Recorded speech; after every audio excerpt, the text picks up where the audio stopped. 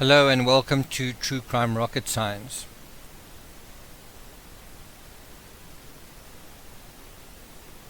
This is part 2 of episode 3 in the debunking of Gladwell's analysis of Amanda Knox. In part 1 we dealt with the victimizing and villainizing, I guess, of Nick Pisa, where Nick Pisa was basically portrayed as the opposite, as turning Knox into the villain and turning her into a victim.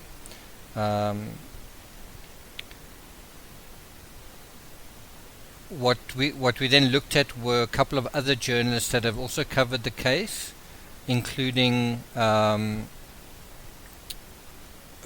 Nadeau and John Verlaine and Nina Burley.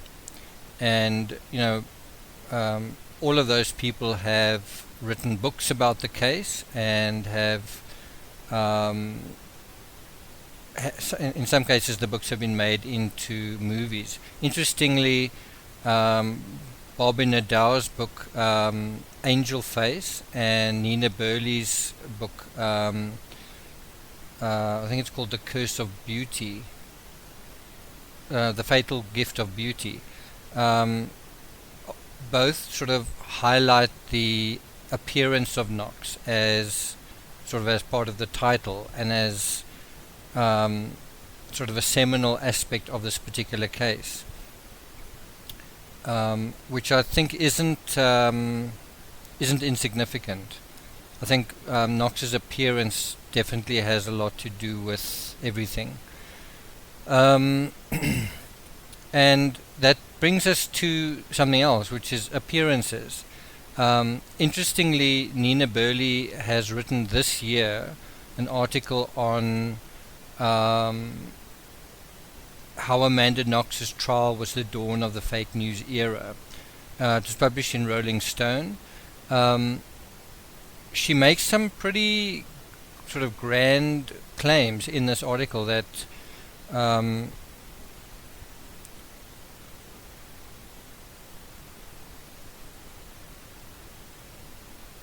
there was a Amanda Knox phenomenon which marked the first time that there was this is what Nina Burley refers to as a bizarre cult of credulity emerging online, and just sort of taking this idea that tens of thousands of people became sort of trolls who believed in the worst possible scenario in terms of Amanda Knox, and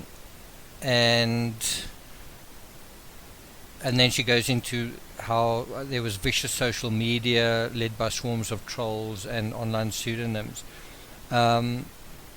It's really interesting that Nina Burley refers to this whole dawn of fake news surrounding Amanda Knox as if to say the fake news was that Amanda Knox was guilty.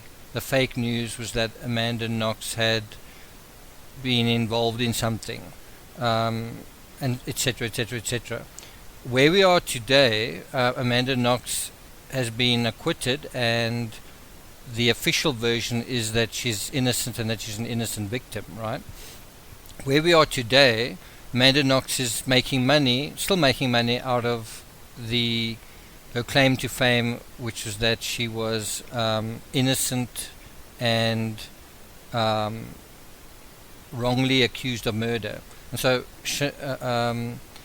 Amanda Knox is making a living giving speeches about how she was actually innocent of murder, writing books.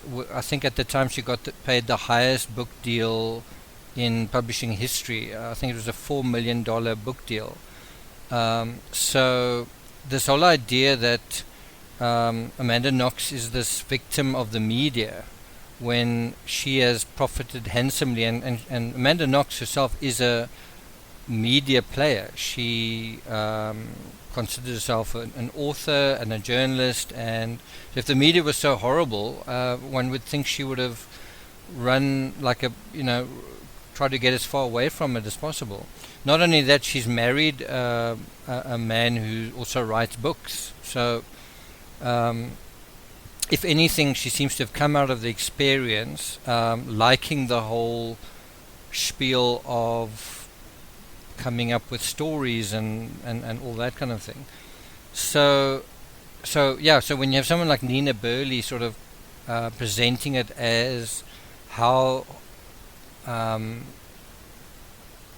the media turned Knox into a victim, it's strange. It's a strange way of putting it. As I say, Knox has come out of the situation sitting quite pretty. She's making a decent living out of the murder of Meredith Kercher. She's making a decent living. This year she went to Italy, all expenses paid, to talk about how she's a victim of the media, making worldwide headlines. And she then asked for money for a wedding, also based on that publicity. So the whole idea that Knox is being unfairly treated is a bit rich. And I think the aspect that's left out of the narrative far too often in terms of Amanda Knox is the PR that the Knox family hired. And it's quite difficult to get hold of this information. It's not freely available. It is difficult to get hold of. And in a Huffington Post article from Huffington Post UK, there are some links in those articles where when you click on them, they are now dead links. So, for example, and I'm quoting from the Huffington Post,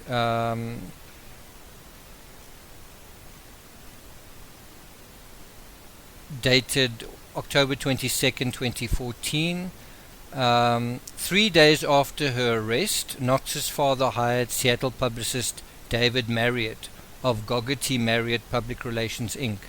This was, according to Kurt Knox, Knox's father, one of the smartest things we ever did, and that's in quotes. And then that is actually hyperlinked, that one of the smartest things we ever did. And when you click through to that story, it's gone. It's not there anymore. During the course of researching my first trilogy of books on the Knox case, I also came across this statement, and it was in a different article, and it was actually in a couple of articles, and a lot of them had to do with PR. It was sort of celebrating the success of Gogarty Marriott, the PR company. And so you had a couple of PR companies kind of talking about some of the success of Gogarty Marriott, and what was being discussed was to name one example was the successful conclusion of the Amanda Knox case, and so you had Kurt Knox sort of endorsing the whole approach that, hiring public relations is a smart thing. So what's quite interesting here is that Kurt Knox hires David Marriott 3 days after Knox's arrest. So essentially on around about November 8th or 9th. Very, very early in the whole thing, Kurt Knox hires public relations. One's got to sort of ask, did he hire a lawyer first or a public relations person first? And if you think about it as well, you have a situation of what's actually going on here. Are you trying to defend your daughter in the legal sense, or are you trying to defend your daughter in another way? So um,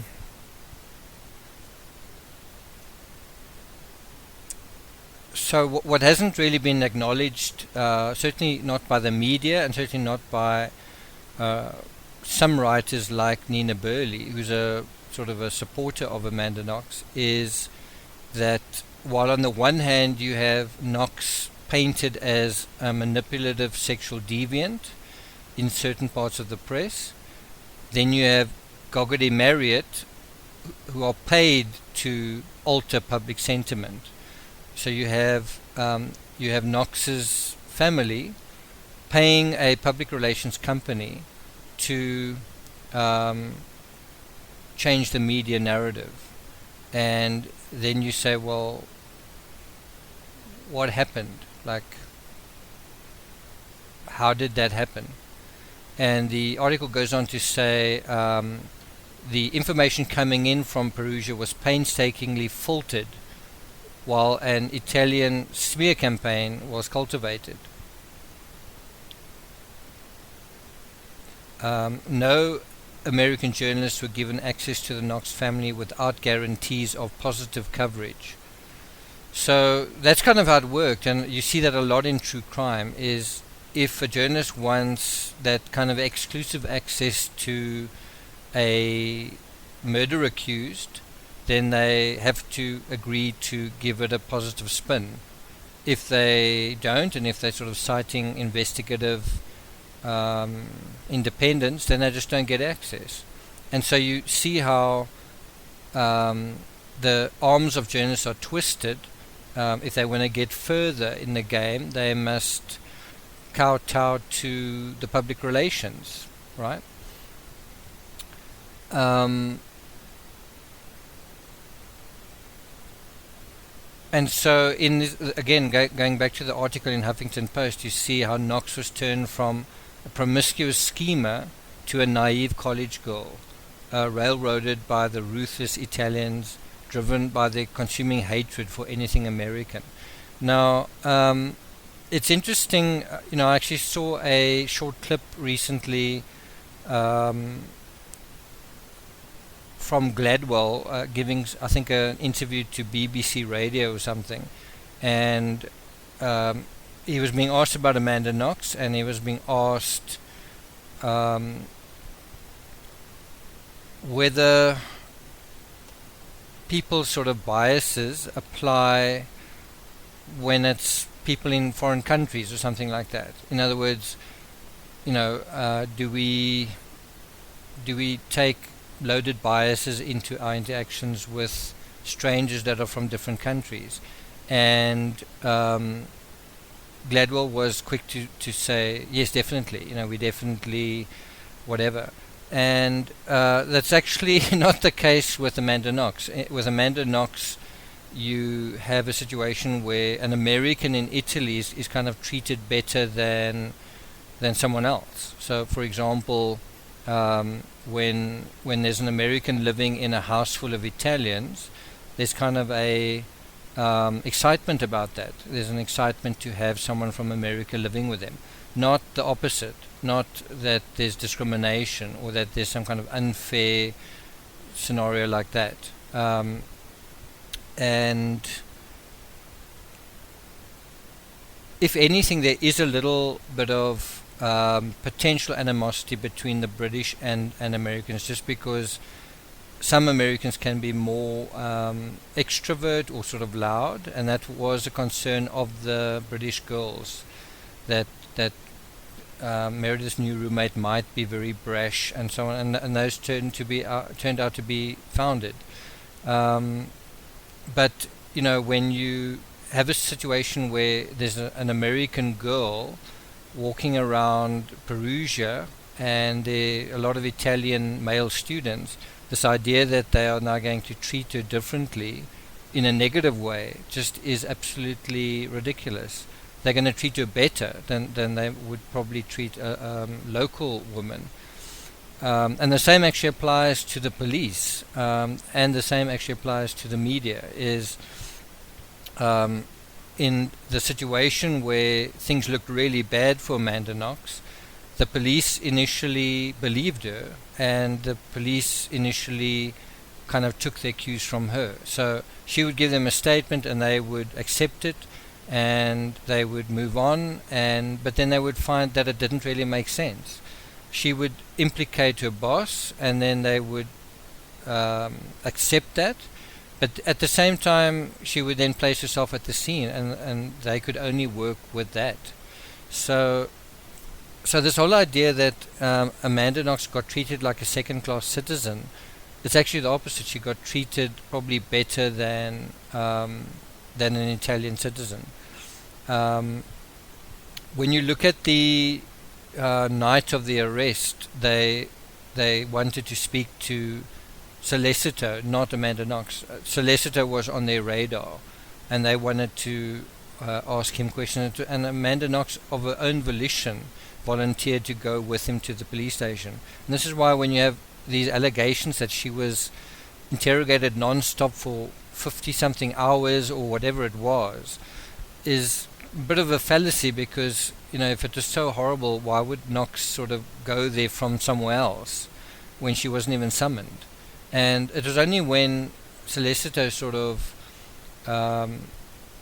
changed his story about his alibi for Knox that, since she was there, the police decided they wanted to talk to her as well. And what's quite interesting with Knox is, you know, you get the oddball, you get this oddball personality sketch from certain people, that just because she's odd, that explains everything. So, for example, when the police arrived, Knox would say that it was normal for Meredith Kircher to lock her bedroom door. What's that got to do with being odd? Like a statement like that.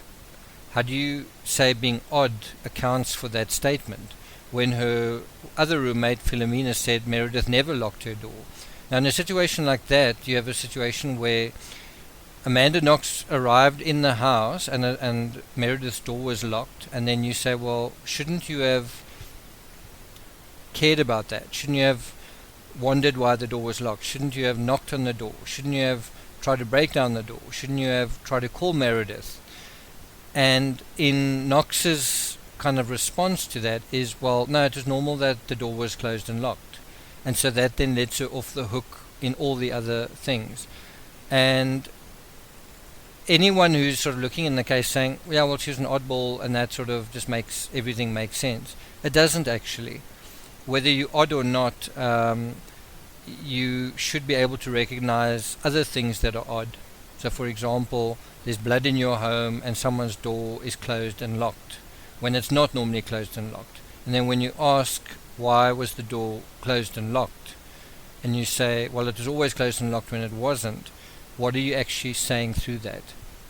And once again, it's a mendacious appearance which allows you to get off the hook, and then people just sort of let it go with a sort of a shake of the head of, well, I don't really know what's going on.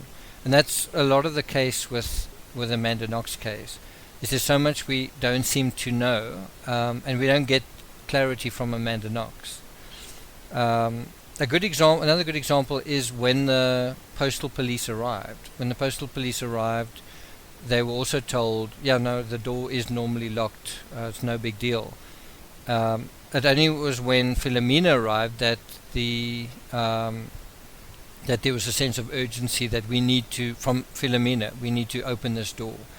And interestingly, in the book Darkness Descending by Paul Russell, Graham Johnson, and Luciano Garufano, there's a description of Knox as cocky, and that when the police arrived, I'm talking about the Postal Police, about 15 minutes before the Carabinieri, they said that Knox looked embarrassed, and that's quite strange. You know, everyone knows when someone looks embarrassed, and yet you don't get that from the other people. You don't get Philomena looking embarrassed. Instead, you get Philomena being very concerned and alarmed and checking her stuff, and a situation where they say, wow, why is there glass on top of my laptop and on top of my clothes? There's clothing strewn all over the floor, but why is the glass on top of it? If someone broke in, why didn't the glass fall on the floor, and then when the person climbed in through the window, they then strewed the clothes, in the search for valuables, and then all the valuables are there. Her laptop is there on top of the clothes, her video camera is there, her jewelry is there, nothing is stolen. So you have these problems, and then everything just gets explained away that Amanda Knox is odd. And I actually think that is an explanation for why one needs to look a bit closer at Amanda Knox. The fact that she's odd, I don't think is reason why she's more in this, why one should sort of be more convinced of her innocence. I think the fact that she's odd explains a lot. It explains why she would not get along with Meredith, maybe why she would struggle to find a proper boyfriend, a reason why she wouldn't feel comfortable in society as a whole, and so on and so on and so on.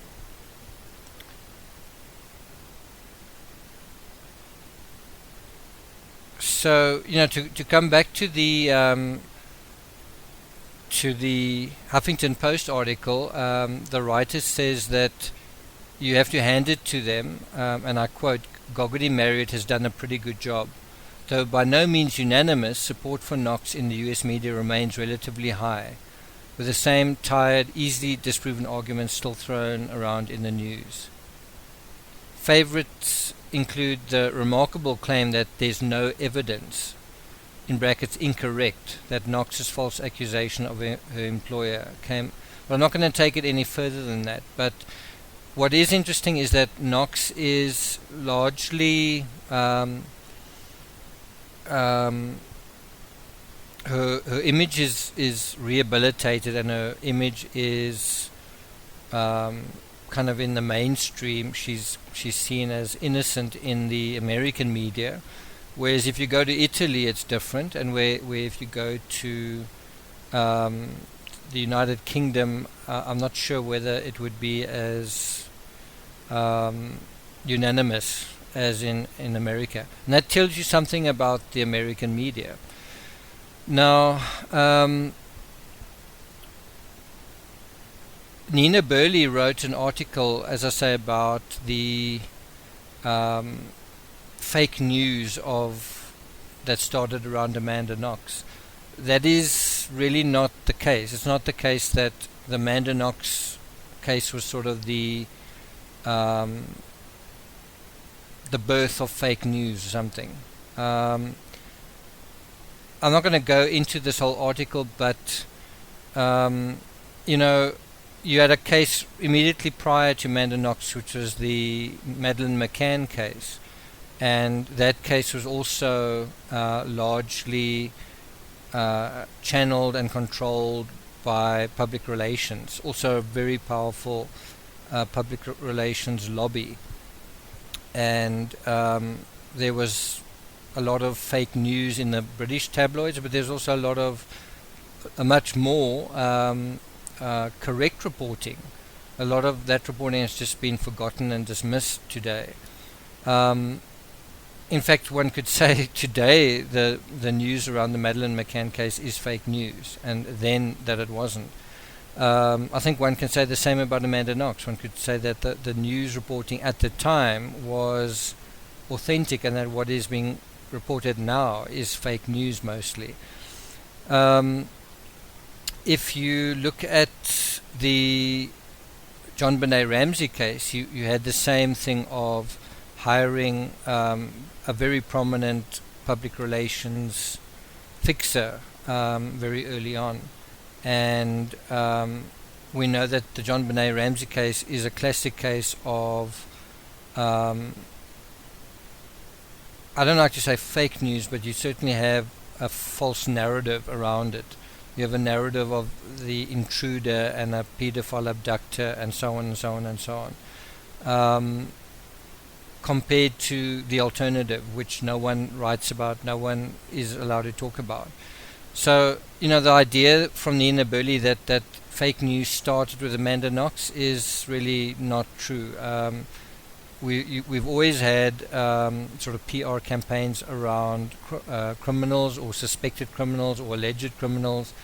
You're seeing the same thing with Stephen Avery. You saw the same thing with the West Memphis Three. So really, Amanda Knox doesn't stand apart and stand alone in that respect. She does, in the sense that I think she's profited handsomely from the public relations, that the momentum that it has achieved. So I have mentioned that in this particular article by Huffington Post, when you click through to the links are gone. One of them is from prdaily.com, but another one, if you go to the it's very obscure, but if you go to the Puget Sound or Business Journal, it refers to Amanda Knox, how a Seattle public relations firm aided her cause. And this was written in 2011, so quite a long time ago, and it starts off, and I quote, "Amanda Knox is a free woman now, and the partnership between the Knox family and the Seattle public relations specialist David Marriott illustrates the potential of a public relations campaign to shift sentiment and possibly even influence a verdict." I don't think you can overemphasize that. I don't think you can overemphasize how public relations can interfere with the legal outcome of a case. And in the Amanda Knox case, you have the first trial where the media is still getting its still tying its shoelaces and putting its socks on. It's still getting going. So in the first case, Knox is convicted unanimously.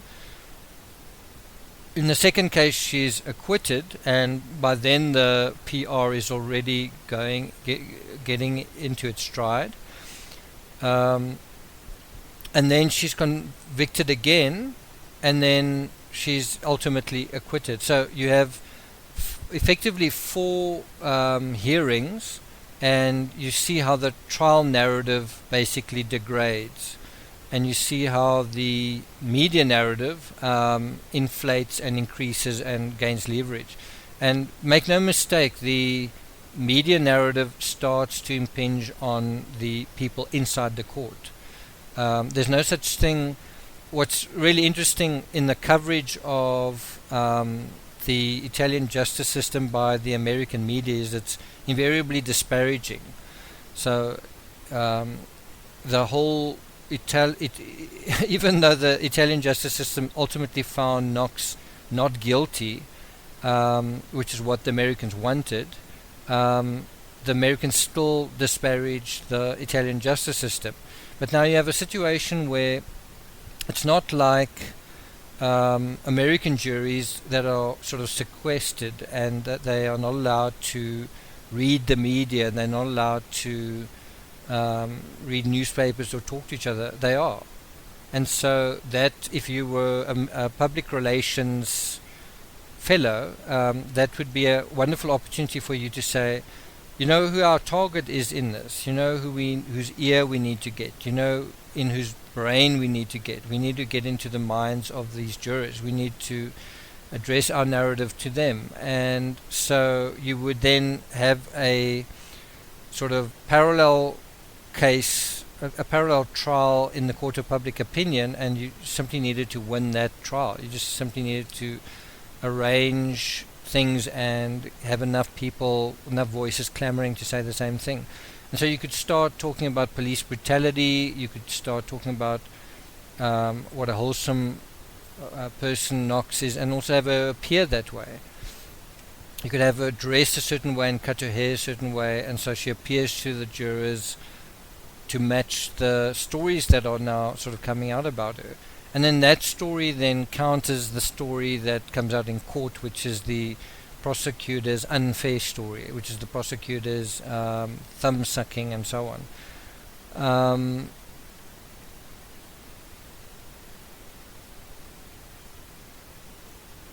I'm going to go back to the Huffington Post article, and I want to emphasize a couple of aspects that they are touching on, which I strongly agree with. So I'm going to be quoting from the article. It is in the blog post. It's sort of in a grey box with red highlighted text. But the article refers to the intensity of the deceit. The article talks about that it's one thing to drum up support by having friends and family talk about the real Knox. It's one thing having friends saying, you know, Amanda would never do this, or Amanda would never harm a fly. But it's quite another to knowingly hawk appalling untruths and propagate them through the media. And that is an incredible thing with public relations, and we've seen it with Bell Pottinger. We've seen how a public relations firm, in their effort to champion their client, will demonize a challenger to their client, will undermine and destroy the reputations of people that they consider sort of enemies to their client. And the truth is damned in this situation. It's certainly got nothing to do with telling the truth. It's got to do with what catches on, what is catchy, what will the population respond to, what will kind of go viral, you know. And that's a very muddy, murky, and horrible area. And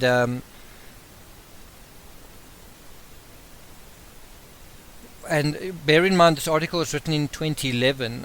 It talks about, in the face of recent case developments, how the US media remains curiously silent.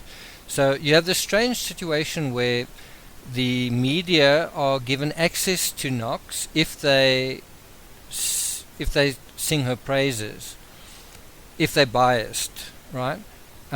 If they say anything critical, then they won't get access, and they won't make the fortunes that await that kind of direct first-hand access. And so you literally have a situation where it looks like you can lie and make a lot of money, or you can spin and make a lot of money, or you can be biased and make a lot of money. And if you're honest, you make no money. If you're honest, you cut out of the equation. And that is a deplorable state of affairs.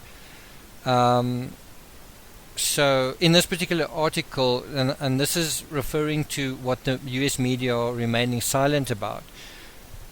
And bear in mind, this is an article written in Huffington Post UK, so it's a United Kingdom publication criticizing the American media for basically being two-faced, for basically having an agenda, for basically being very obviously biased and actually corrupt. And so in July, the Huffington Post refers to Knox's connection to a Peruvian cocaine ring that was made public, and there's a link made to that particular story. And the story is in the Telegraph from July 2014, and it refers to Amanda Knox drug dealer Amanda Knox drug dealer associate arrested for attempted knife murder. And that's on the Telegraph. You can go and visit that link and read the story, but yeah, you have a person who's linked to Amanda Knox, who was a cocaine dealer who then knifed to death somebody else, or who was associated with someone else who knifed someone to death, and that story doesn't make any headway in the media. And then the post goes on, and I quote, according to police reports from 2008, Knox had a sexual relationship with a cocaine dealer and contacted him in the days before and after Kurtz's crime. In a case where sex and drug use are so contentious, one might imagine this was noteworthy, but the mainstream media in the US were silent. End quote.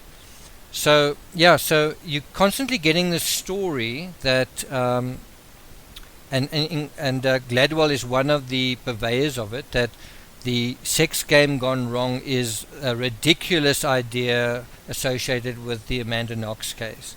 A drug fueled sex game that went wrong. And what you see in these articles, and in this particular article they refer to police reports from 2008, not media reports, right? And so what we see here is that Knox is having a sexual relationship with a cocaine dealer that we know of, that they were in contact before and after the murder. And then we also see that there's the possibility that this could have also been the case with Rudy Gaudet, that he may also be a cocaine dealer and she may also have had sexual relations with him. We don't know that for a fact. We're simply saying if he went there to the house, if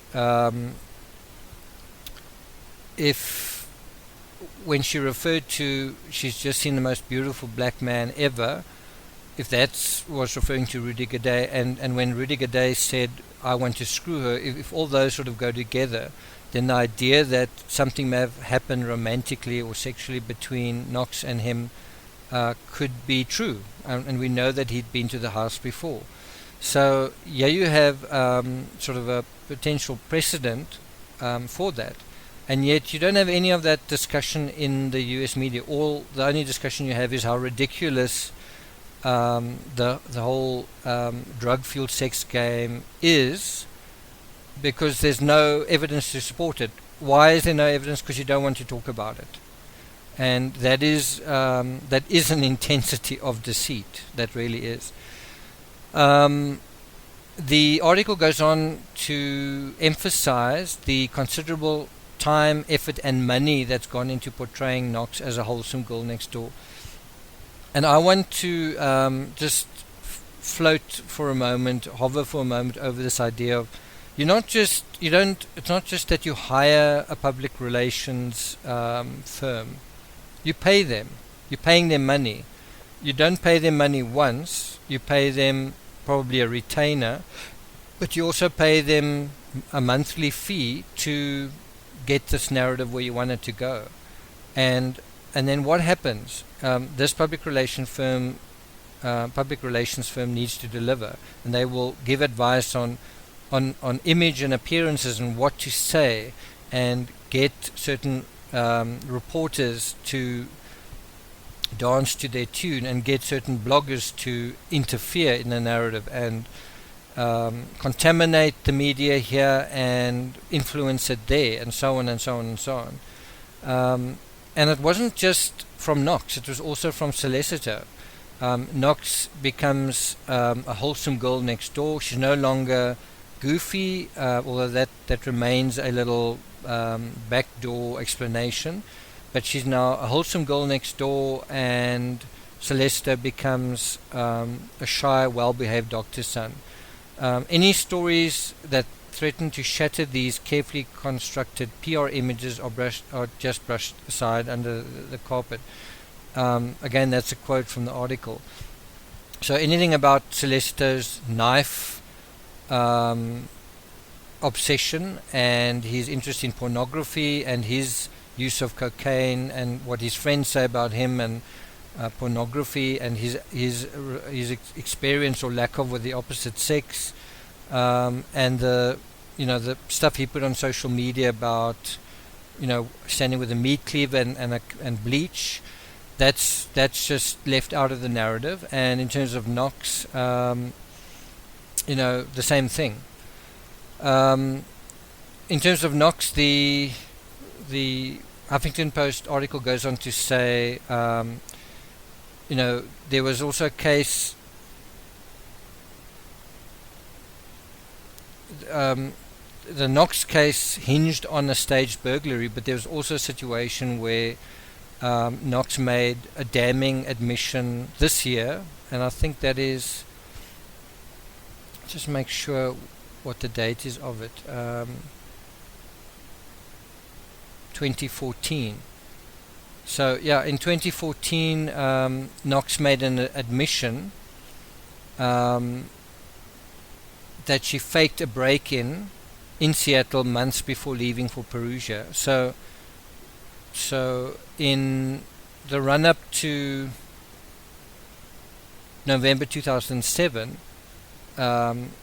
Knox was at a party where she faked a break-in that was in America, and you're not going to say that that's relevant. You're not going to report on that.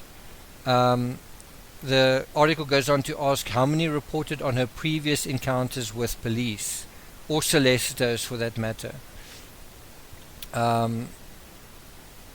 Sollecito was also a fan of an Italian serial killer, and he studied him and so on and so on.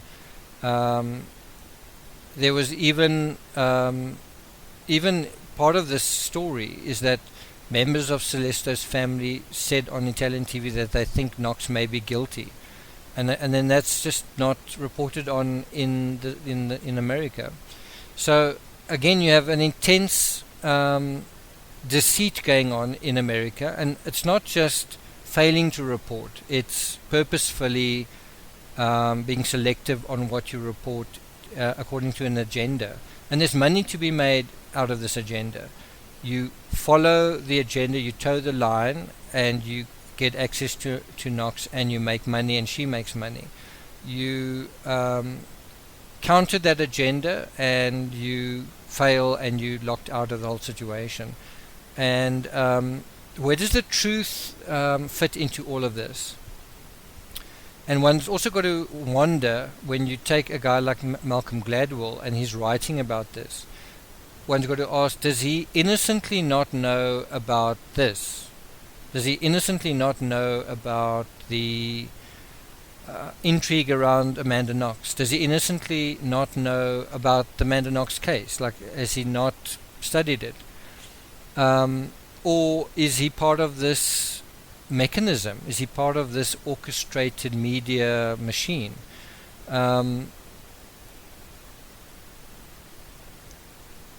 I think there are a couple of answers to that question, and I will deal with it in episode 4. But I think just a sort of a thin slice answer to that question. Again, I think there's more to say on it, and I don't want to challenge his reputation. I don't want to challenge his motives or anything like that. But in my opinion, I think he is basing his gut feel on Knox on kind of projecting himself onto her. In other words, Knox is an oddball, Malcolm Gladwell is also an oddball, and so Gladwell thinks Knox got into this dilemma entirely because she's an oddball, for no other reason. Not because there's evidence, not because she's guilty, not because there's any reason to believe, simply just because she's an oddball. And if you look at Gladwell, I think he describes himself on Twitter as a skinny Canadian, but he looks strange. He's sort of got a big mat of hair, and he sort of has that almost Einstein eccentricity about himself, which he, I think, celebrates, and I think he commiserates with Amanda Knox, and I think he sort of sympathizes with her, and that's the problem. You can't apply that in true crime. You don't apply sympathy. you can be sensitive and you can try and understand these characters, but you never sympathize with them, and you never project who you are onto someone. You let the evidence speak for themselves, and you let the person's behavior inform the narrative, and you can find out what that person's behavior is, not from documentaries but by studying them. And if you want to look at Knox's behavior, you can see it prior to the murder, during the time of the murder, and following the murder, and it's the same. It's someone who seems to feel very sorry for herself and is very sensitive to herself, but she's quite insensitive to others. She can be quite cocky and brash and cheeky and clever and arrogant and all those things, but when it comes to herself, she can be in tears, or she can be and all these kinds of things. When she's asked about whether a roommate was murdered, she will smile, and in the same way she will also smile when asked if, was there any truth to her being a concertante of sex or a sphinx of Perugia, whatever. You don't get a sense that she's embarrassed or sort of taking these insults in a painful way. She almost seems to be, I wouldn't say proud, but she seems to be pleased by the attention, if anything. That's just a perception. Yeah. So what we're going to do now is we're going to look at the potential psychological mirroring between the PR following the murder and the PR of the crime scene. Is there any? So, in a situation where Knox isn't as blameless as she's being portrayed in the media, one could then say, is her image staged in the media? Is her appearance, is her story kind of manufactured and contrived? And if that's the case, what can we say about the crime scene? Was there much staging of the crime scene? And if we take that idea, then what we need to look at is the staging of Meredith's body at the crime scene. And I'm going to provide a picture where Meredith's actual form has been redacted, but you can see the silhouette, and Meredith is basically presented, if you open the door, Meredith is presented sort of with her legs open and her arms sort of somewhat open as well, with her buttocks on a pillow, and the message that she's sort of saying to whoever is standing in the door is, someone had sex with me. It's not hidden, because what you can't see in this particular image is that Meredith is naked. You can't see that, you can't see the blood, you can't see how her neck was cut, but the way that the body is staged is to say that this was a sexual attack. Now, if you look at another image, and this is where you go sort of closer to the door, what you see closer to the door on the floor, sort of by Meredith's feet, are her jeans, I think it's her G-string, and her bra, and they are sort of, it's almost like someone removed them and then threw them towards the door. In any event, these are sort of very close to the door. In fact, the bra is pretty much closest to the door that you can get. And again, what is being conveyed here is her clothes have been taken off, and when you when you raise the blanket, you're going to see someone that has died after a sexual attack or something. But what I'm trying to emphasize is that the garments that are at the door in front of the blanket are staged. And this is another aspect that's not mentioned very much. We spend so much time focusing on Amanda Knox that we tend to not focus on Sollecito, and even less on Meredith Kercher. So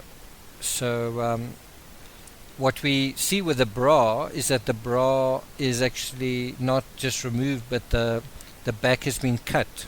So someone used a knife to actually cut the bra hook, and in that situation one's got to ask, if the sexual attacker was kind of experienced, had experience with women, he would probably be able to remove the bra clasp with one hand or whatever. And someone who wouldn't would struggle and would eventually get frustrated and cut it off. The bra clasp is an interesting area, and we'll get to it a little bit later, but it's a very divisive piece of evidence where they say Sollecito's DNA is on the hook. So there's the allegation that Sollecito actually touched this bra clasp, and that he may have been the one who cut it.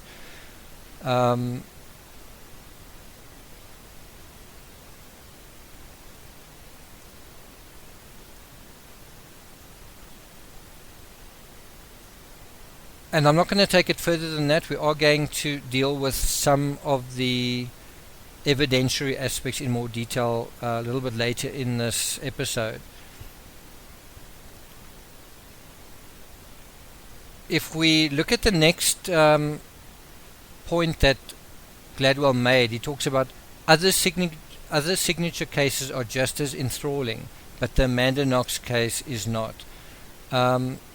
What Gladwell's trying to say here is that if you go back to the John Benet Ramsey case after 10 years, you can sort of get totally caught up in it, and it's addictive and it's whatever.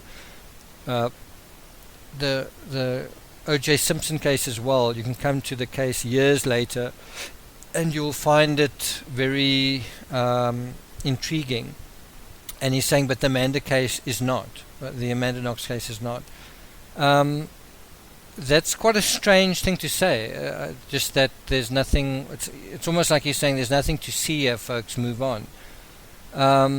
When you take John Verlaine's book Death in Perugia, a review was written by The Guardian.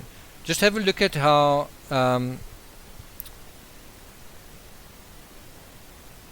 reviewer refers to this case, bearing in mind that Gladwell is saying that the Amanda Knox case isn't enthralling at all. There's nothing interesting to look at here.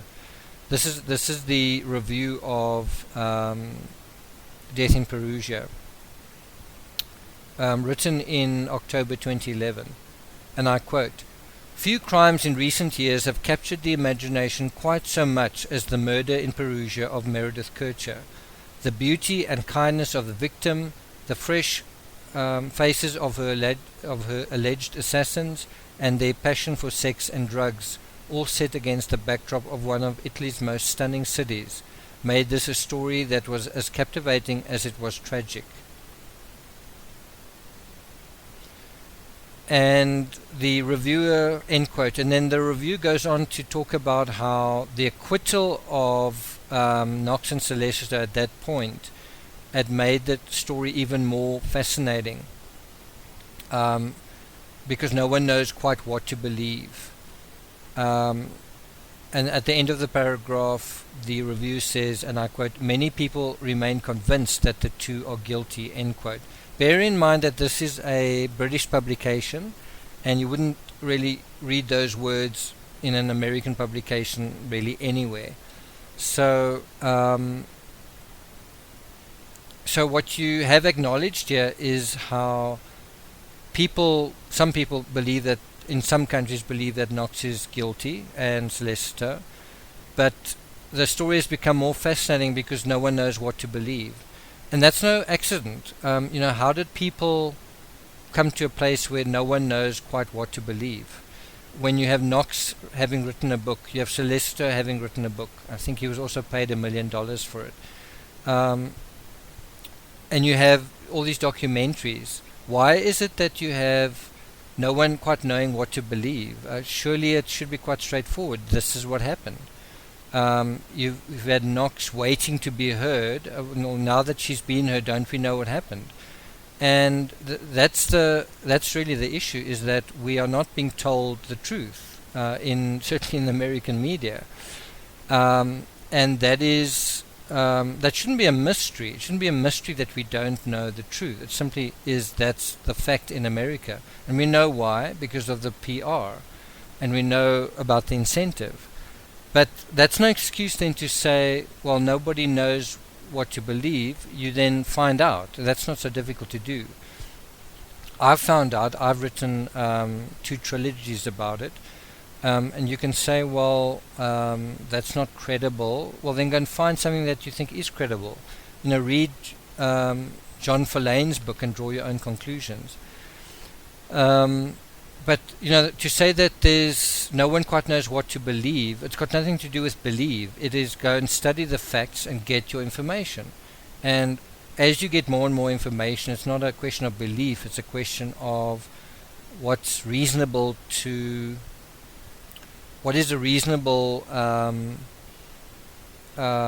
judgment call. What is reasonable to assume given the information. What makes sense given more and more and more information. Gladwell goes on to refer to the Amanda Knox case as completely inexplicable in hindsight. It's not completely inexplicable.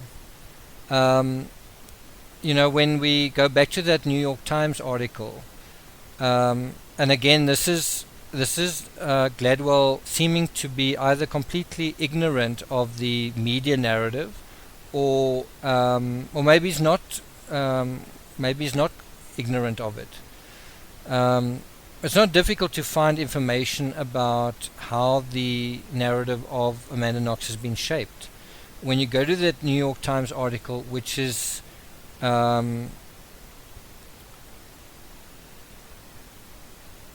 explicit, saying a court fight and a tireless battle over an image, right? This was published in October 2011, and it's explicitly linking the court battle, the 4 separate hearings, to another battle, a tireless battle over Knox's image. And what happened in the end? The battle over image won. The way that people saw Knox changed, and that led to her the guilty verdict being overturned, led to her being seen as innocent in the eyes of the jurors and in the eyes of the court. So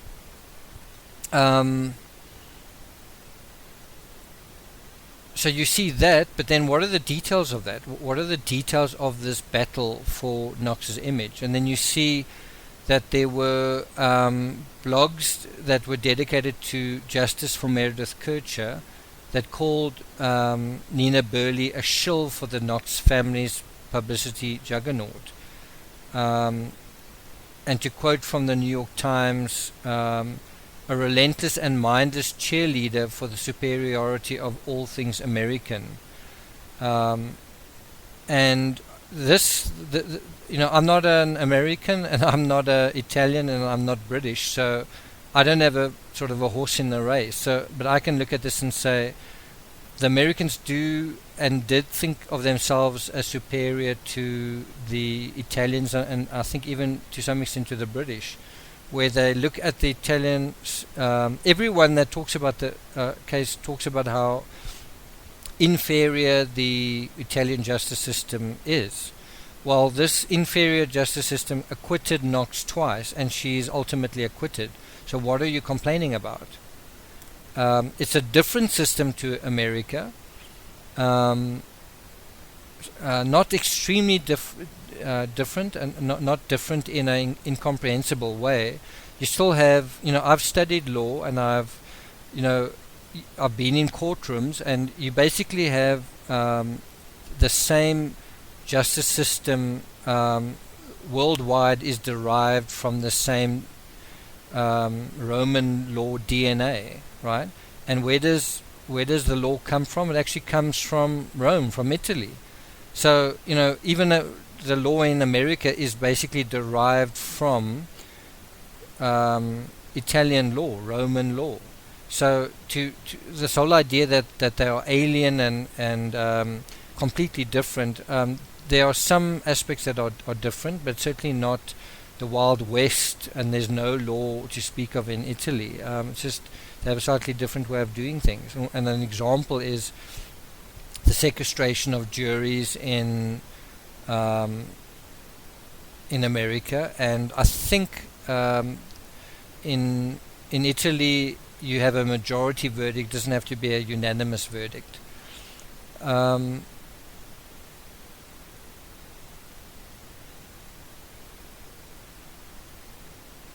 What's also interesting in the New York Times article is they refer to Nina Burley kind of admitting that she couldn't really relate to Amanda Knox, and that Amanda Knox reminded her of a really annoying roommate in college.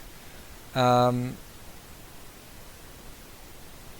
I think that reveals a heck of a lot about the reality of this case, is that is how I think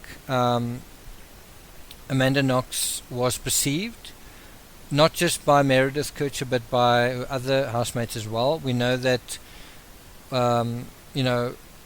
Laura gave Knox her guitar, and Knox kind of made a nuisance of herself playing the guitar all the time, and there were times when the girls were watching television and then Knox would do whatever she wanted to do, and it did annoy everyone. It annoyed Philomena as well. And they sort of put up with it. I say this under correction, but I seem to remember that there was also a problem with Knox's hygiene, in inverted commas, where I'm not sure whether she got rid of sanitary pads or whether she didn't flush the toilet or something like that. But what's quite ironic is that the excrement of Rudy Gaudet remained in the toilet, and then Knox told the police that everyone in the house always flushes the toilet. Well, Meredith wasn't there to sort of counter her, to say, well, actually, ...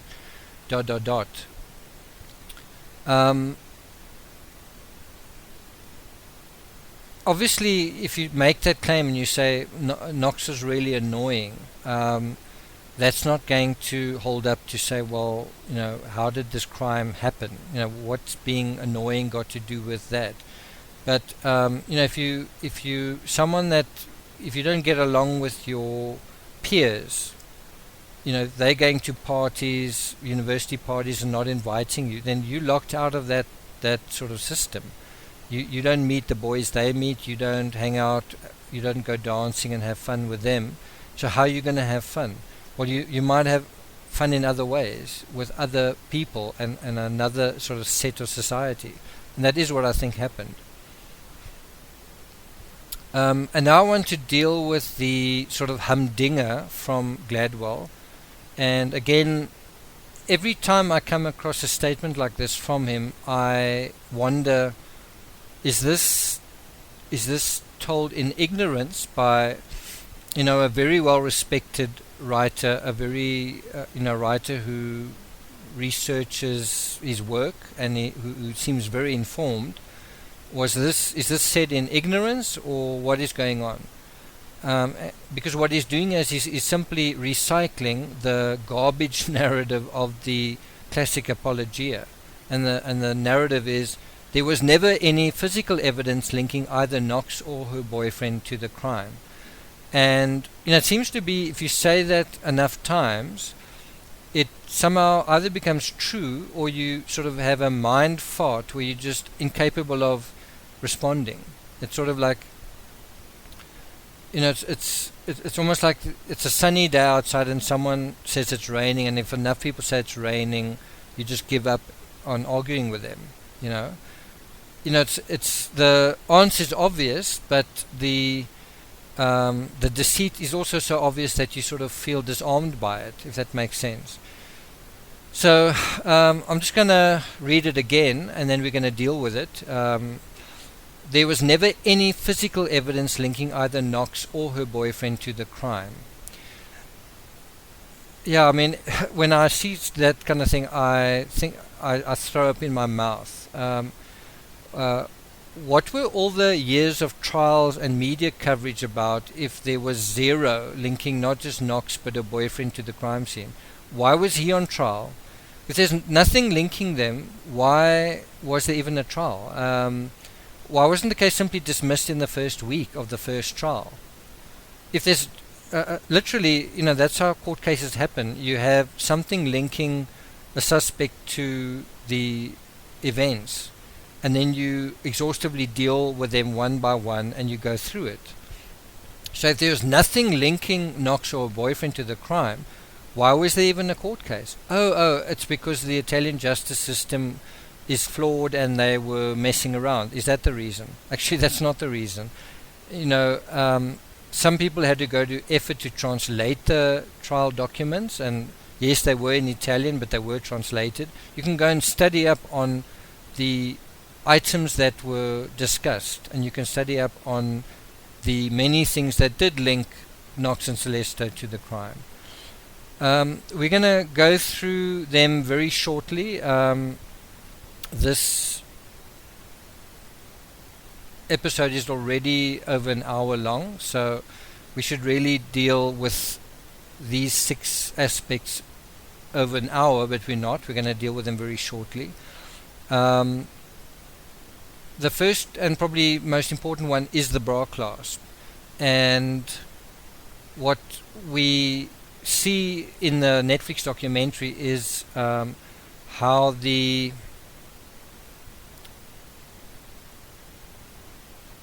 Bra Clasp was associated with Sollecito's DNA.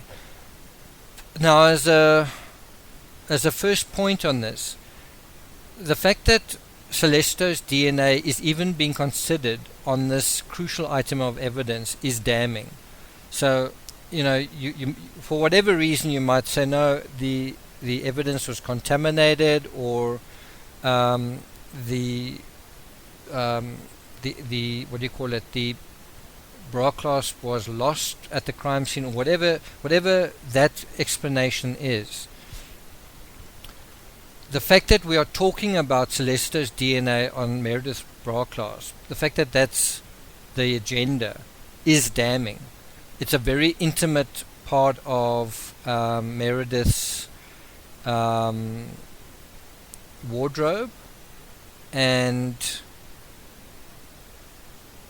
the fact that any DNA belonging to Sollecito, the fact that one's even talking about it, is really, really damning. What that is suggesting then is that Sollecito was not only in Meredith's room, but he was at her back. He was working with her bra. That's the suggestion. Now you can argue till the cows come home that actually that this crucial piece of evidence was contaminated, and somehow the investigators walked Sollecito's DNA from 5 kilometers away into Meredith's room. I'm not sure what else you're going to argue. Are you going to argue that Sollecito was in Knox's room, even though she was living at his house, and then moved his DNA there onto the Bra Clasp? So that's a very damning aspect, and I think the first court case, this was a piece of evidence that was accepted. So this was an aspect that was very crucial to the first conviction. I'm talking about of Sollecito. And the fact that the bra clasp was cut off with a knife also implicates Sollecito. The second hearing, which is the appeal, sort of turned on the narrative where they simply rubbished the DNA aspect, where they said the DNA was contaminated. And so when you threw that out, in other words, the bra clasp in a way was a doorway. If you go one way through the door, then both of them are guilty.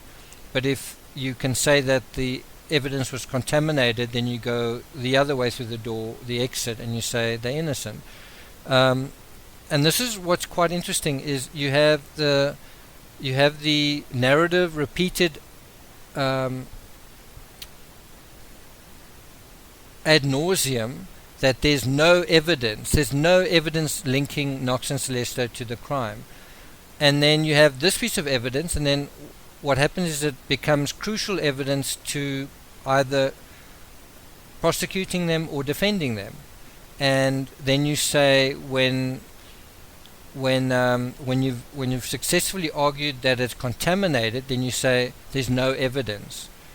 Well, no, you've argued that it's contaminated. You're saying Sollecito's DNA is on the bra clasp, but you can't use it as valid evidence because it's contaminated. That's a different argument. You can't say there's no evidence.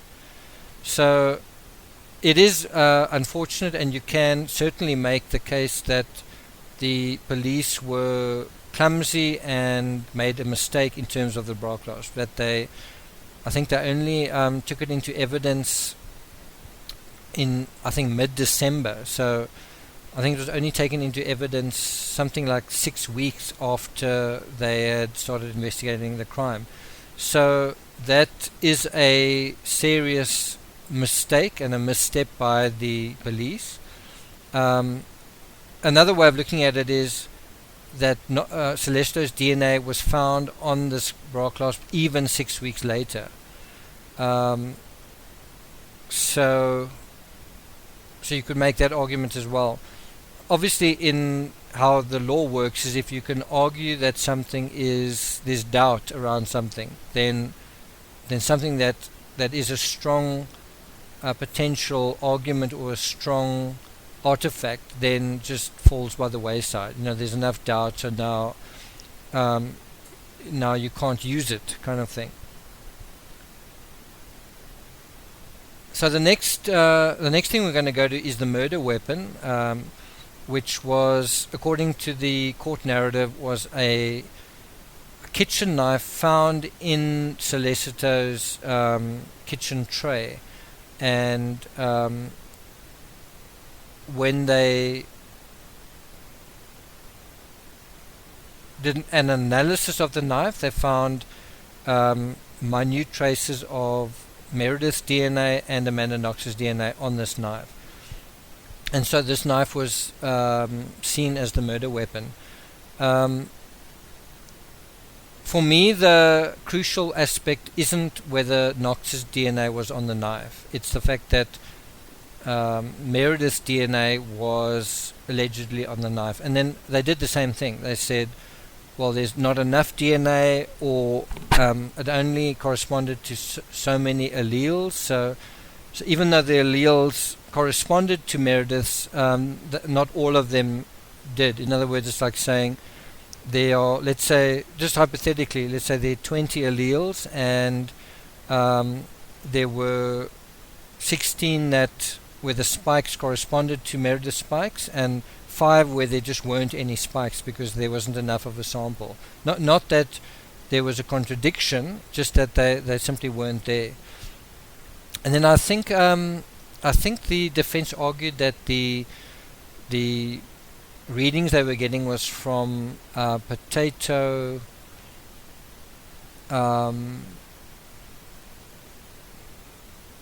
residue or something. Can't remember what it was, but once again, now you have also the possibility that you have Knox's DNA suspiciously close to Meredith's DNA. And it shouldn't be. If Knox was always somewhere else, then why is her DNA not somewhere else? So the suggestion of this knife is basically that, again, we don't know for sure whether it was the murder weapon. We just know that there were tiny amounts of DNA in some of the sort of irregularities of the knife. Very small amounts, but if it was the murder weapon, it means that the knife was transported from the villa to Sollecito's apartment. And we know for a fact that Sollecito cooked lunch at the villa the day of Meredith's murder. So earlier on that same day.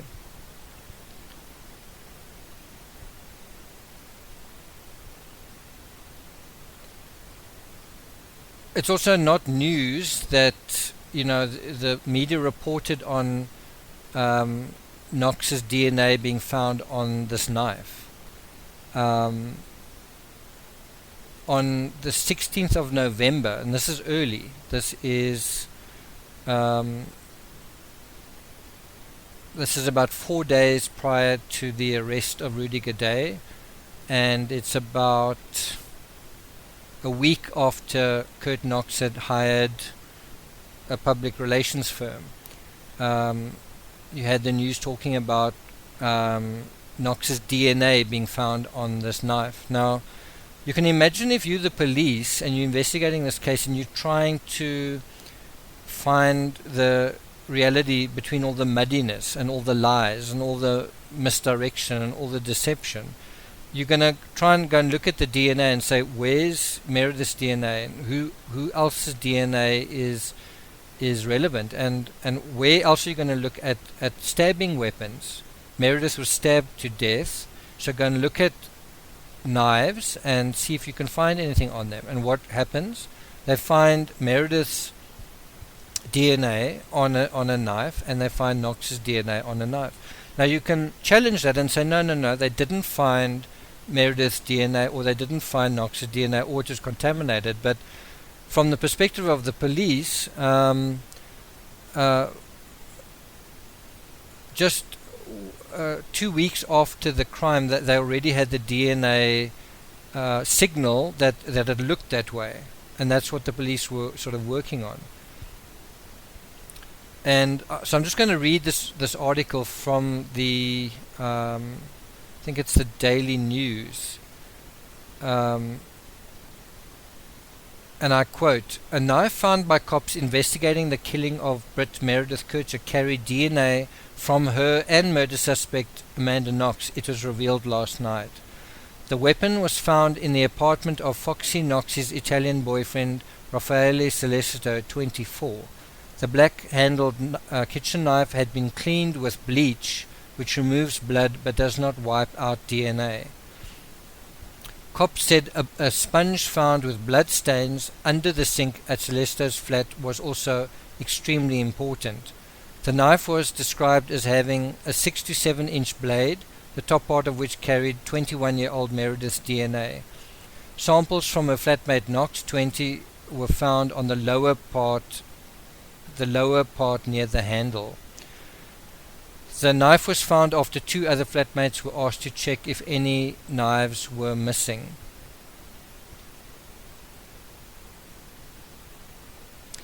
So, irrespective of the court narrative, when we read something like this and then we look at a statement by Gladwell saying there was never any physical evidence linking either Knox or her boyfriend to the crime, it's just incomprehensible that he would say something like that. But just, it is selective reasoning, and it's selective.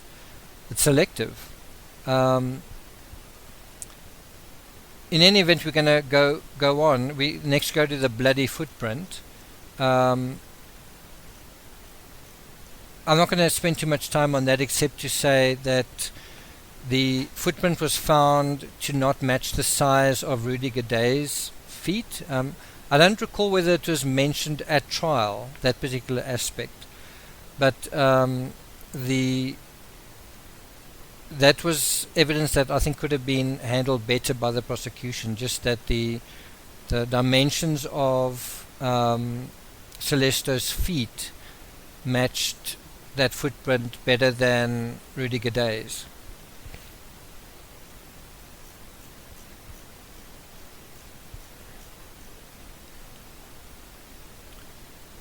There were also Nike shoe prints, and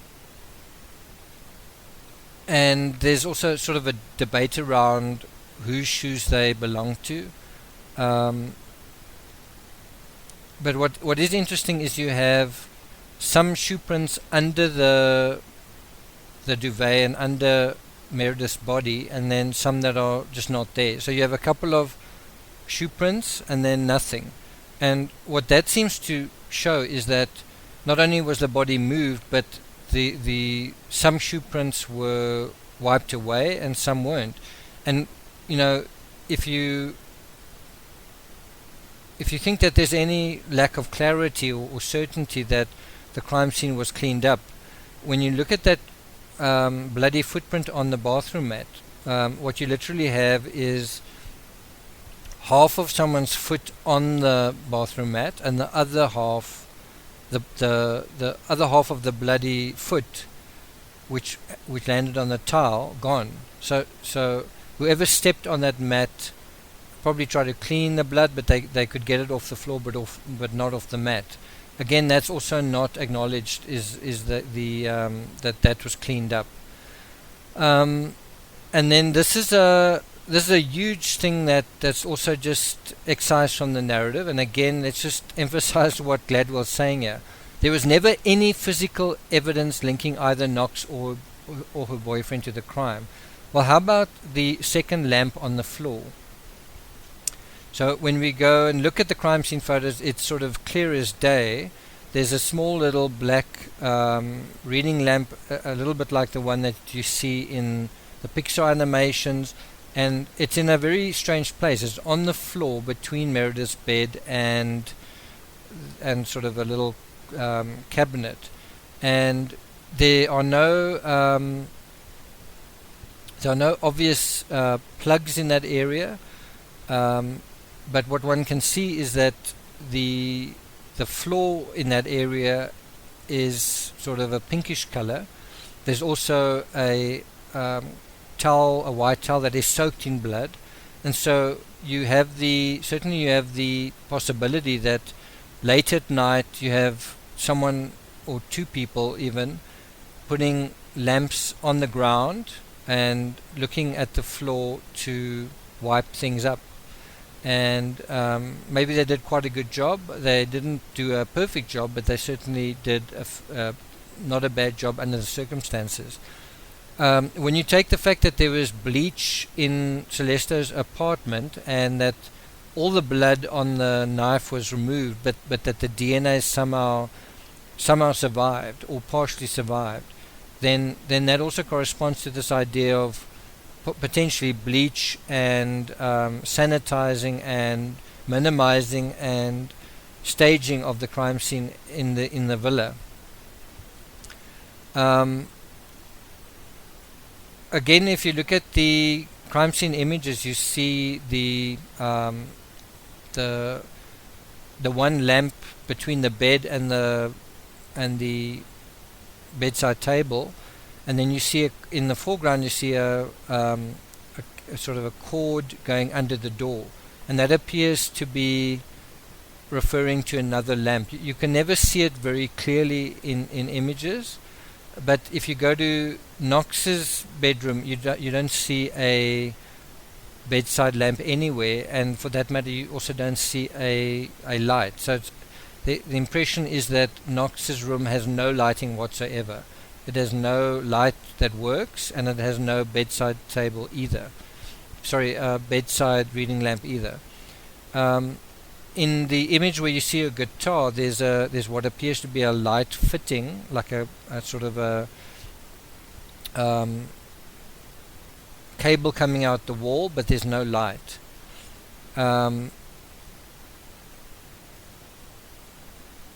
One's got to really sort of go through the crime scene footage to eventually find what one would take to be Meredith's bedside lamp, and you eventually find it in a crime scene photo which the apologists used to say that the crime scene was contaminated. And in that particular image you see Meredith's reading lamp, and it looks like it's twice the size of Knox's, and it's sort of it's taller, and it's got a sort of looks like a rounded black nightshade or something to it. So anyway, that is the second lamp, and that's the lamp that appears to be behind the door. There's another image which is taken with a view of out the door of Meredith's room. I'm not quite sure what that is on the book rack, but it appears to be a hair straightener. It's slightly in the shape of the reading lamp, but it's missing that square platform at the bottom, so I don't think that is it. And unfortunately the photo cuts off before floor level of the door, so you can't quite see where that cable that's running along the floor goes to. But in other images it does appear to go under and around the door. So, if you're making the argument that there was never any physical evidence linking Knox to the crime, well, what about her reading lamp? What's her reading lamp doing in Meredith's room? And then there are mixed DNA traces, which I'm not going to deal with here. That's quite a big narrative on its own. But we will look at something else, which is digital traces, browser history, cell phone data, and computer activity. Interestingly, Sollecito is a IT graduate, and his forte is obviously, computers. And what's really interesting in this case is the failure of the police to extract data from Knox's computer, and also the fact that Sollecito used his computer to sort of have an alibi. So he sort of said, look at my computer, I was watching this movie at that time, and I was, that's my alibi. But when the police analyzed his computer, they found that there was no trace of human interaction on Sollecito's computer between 9:10 on November 1st and 5:32 the next morning. And then you also get the problem where Knox said that they were sleeping until 10 o'clock. Well, not according to the computer. The computer woke up at 5:32 in the morning, which is early. It's early for a holiday.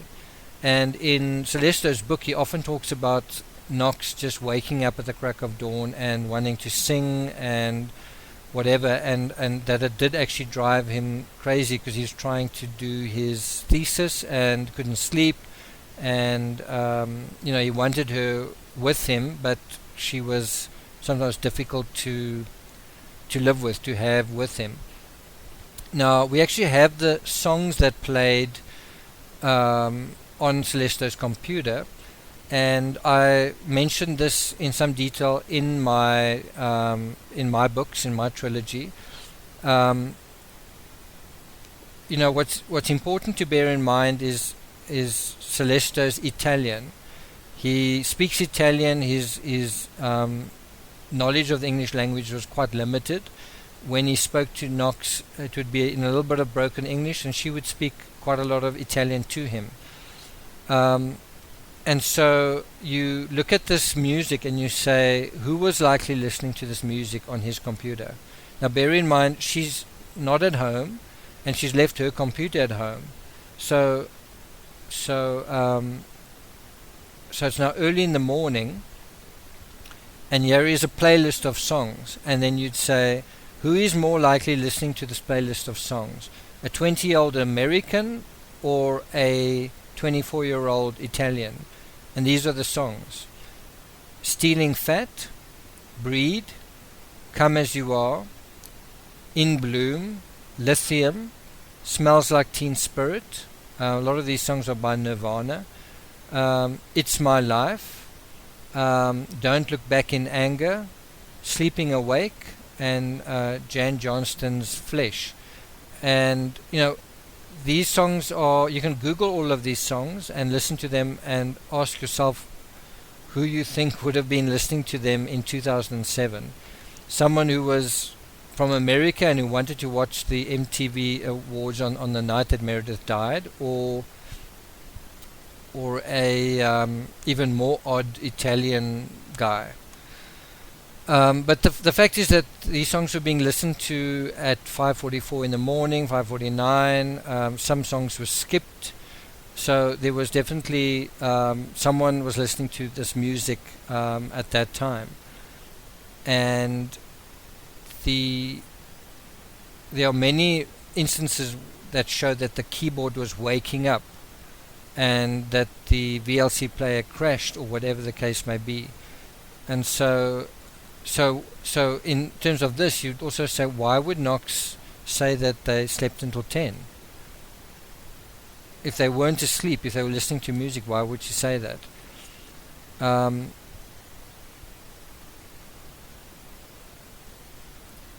And then finally, Gladwell refers to there never being a plausible explanation why Knox would be interested in engaging in a murderous sex game with a drifter whom she hardly knew.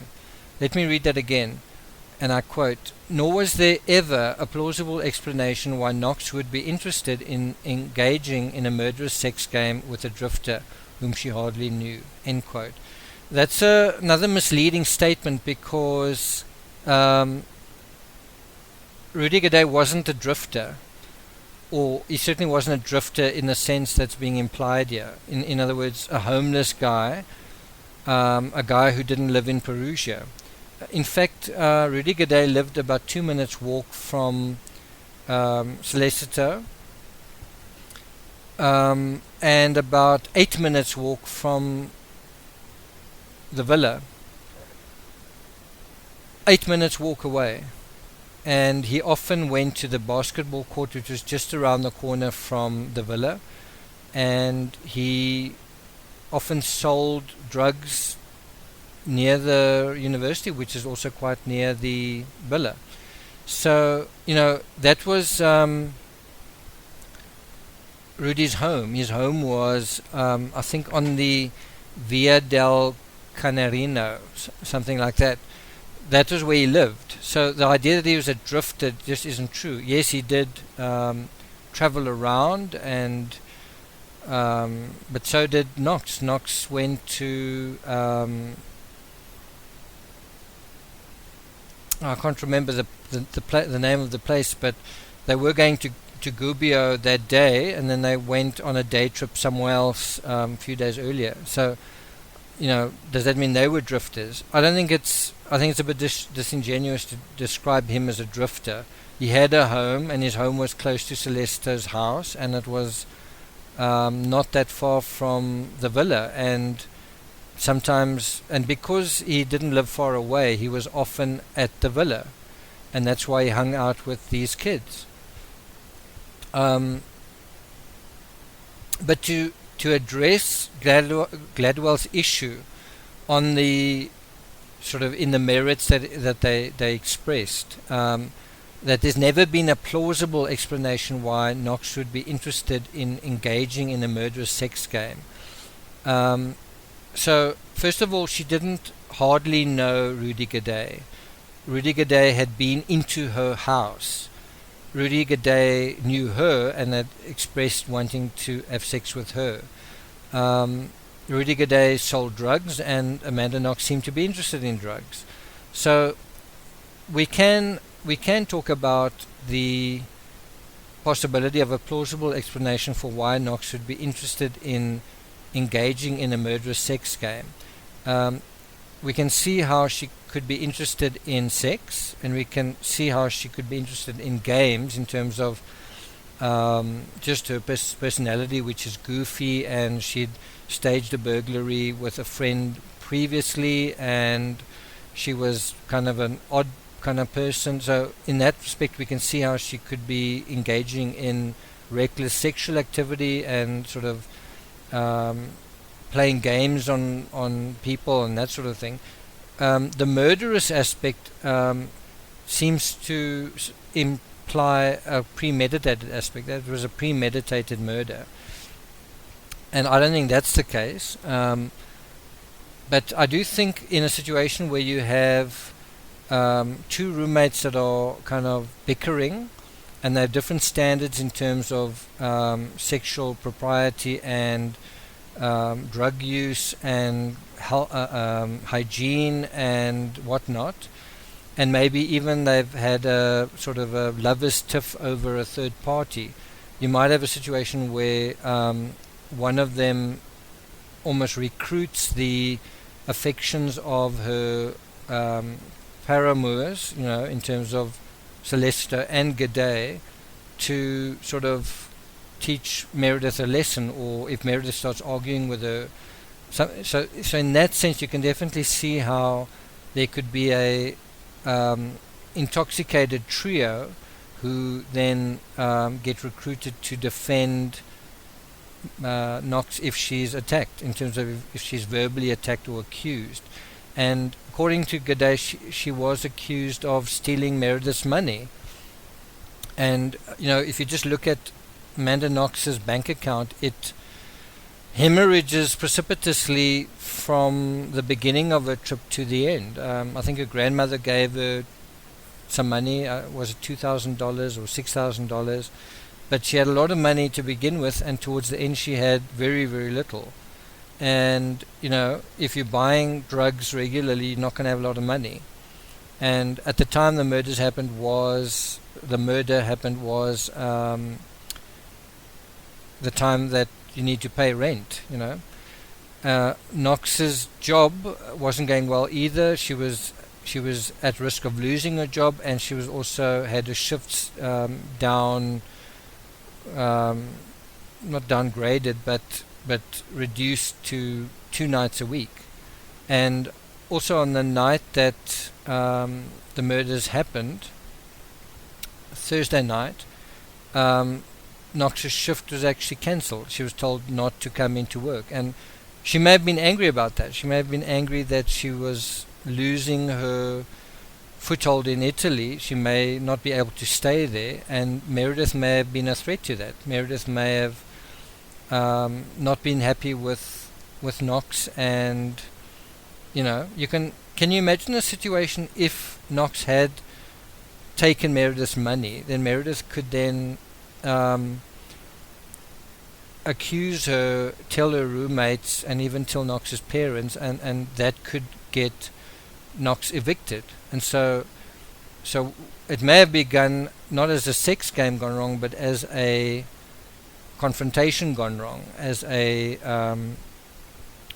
sort of an argument that got sort of out of hand and led to threats and intimidation, and led to 3 naive and immature people getting caught up and acting in a way that they wouldn't have if they weren't under the influence. I'm just saying, Gladwell is saying there's no plausible explanation. There are plausible explanations, and one way that you get to an explanation that does make sense is with a drug-fueled narrative, which is what the prosecution used. And so to say that is anathema and that is ridiculous is simply not paying attention to the facts of the case. When you say a sex game, well, when you look at the staging of the crime, and you look at how Meredith was also staged to look as though someone had sex with her, and one difficulty that one faces with the with this situation is, how did Rudy Gaday's DNA get into Meredith's body? And I'm not going to answer that question. I think there is an answer, and I think there's quite an easy answer. I'm not going to answer that here. I am working on a narrative called The Ivorian, and I will provide that explanation there. It is a plausible explanation. I think it is a possible explanation, but that does address this whole sexual aspect, I think, in a way that hasn't been before. And then I just want to wrap up by saying Gladwell describes Knox as immature, middle class, sheltered, and a girl from Seattle. Was this relevant to the murder of a mature, middle class, urbane, sophisticated 22-year-old from London? Just think about that. Meredith is mature and well liked. Knox is immature and an oddball and not really very well liked by the people that she was with. She didn't have any girlfriends really to speak of in Perugia. She wasn't with a boyfriend for any length of time. The boy that she wanted, Meredith stole from her. They're both middle class, but they're in a different situation. Meredith is from a broken family where parents are divorced, but she's still close to both her father and her mother. She's still in regular contact with her father and her mother. Knox isn't. Meredith is street smart. She's sophisticated. She's kind of worldly in a way. She's better educated. She's got a bigger circle of friends. I wouldn't call her sheltered. She's not the opposite. She's not promiscuous and she's not like a criminal, but she's certainly not sheltered. She's someone who'd worked in a bar, who knew how to do that better than Knox did. Someone who knows how to handle her money. Someone who knows how to look after herself and be in the world, and someone who was successful. She knew when to be disciplined and to study, and she was also balanced and healthy, and she could go to parties when she wanted to, and she had a good circle of friends. So you have her, and then you have Knox, who is sheltered and is not very well balanced, and she's come to Perugia to almost build a life for herself, whereas Meredith already had a life, and she was also coming to celebrate it here. Knox is also coming to celebrate being alive, but she's also in a way, I think, escaping the dysfunction of home, and that's totally different. I think Meredith also left a boyfriend behind that wanted to marry her in Britain to come to Italy, whereas Knox sort of wasn't in a relationship of any real significance until Sollecito. I don't know. What was a serious relationship she was in. All we're talking about here is there's a very clear difference between maturity and naivety between these two young women. They're both middle class, but they're both coming into Perugia from totally different places. And what's so strange about it is Knox is regarded as the superior and the stronger and all this, and Meredith is kind of just not regarded in any way. When Meredith was a very happy, functional, decent, well-mannered, strong young woman, and the fact that she was so strong does also open the door to this idea of multiple attackers, because she didn't just die in a stealth attack from behind in a few seconds. She was restrained and she was tortured and that would have taken more than one person to do. And then one must also ask, who would have wanted to torture her? Now, even if you implicate Rudy Gaudet, why would he want to torture Meredith? Even Sollecito, why would he want to torture Meredith? Well, maybe if he'd been told how upset Amanda was because of X, Y, and Z, that's possible. But who more than anyone else would want to hurt Meredith? Who would have a reason to hurt her?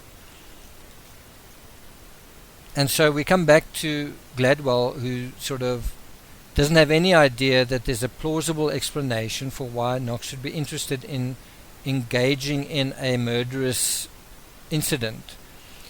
And we can really turn this thing around, is that she didn't hardly know these people. She didn't hardly know Rudy Gaudet. And if she did know him well, then suddenly the whole dynamic changes. And that really explains it to the rest of us as well. If we don't know anything about this case, then we can't have a plausible explanation. But when we do know something more about the case, we do. When we do know more about the personalities and identities and the true people that we're talking about, we're talking about the true Amanda Knox, beyond the oddball, beyond the veneer that we get from some people and some reporters, then you get a plausible explanation. And that's where we need to get to. We need to move beyond the American media narrative that is playing to what the PR machine set up, and we've got to find the truth somewhere else. We've got to find the truth by looking for it, and by talking about it, and by acknowledging it. And we don't do it by waiting on the media. The media are beholden to other interests and other incentives. And if we're going to be honest about these stories, we've got to be honest about the intensity of the deceit that is going on, that is organized and that sort of spawned cottage industries which people make money out of. So and that's, I think, why I used the title Deceit for my first book. Is it's a strong word. Someone who's deceitful, it's a strong word. It's someone who uses almost your intelligence against you, and I think that is what has happened in this case. People have cleverly taken some of our biases about other countries and our perceptions about people and used them to their own ends.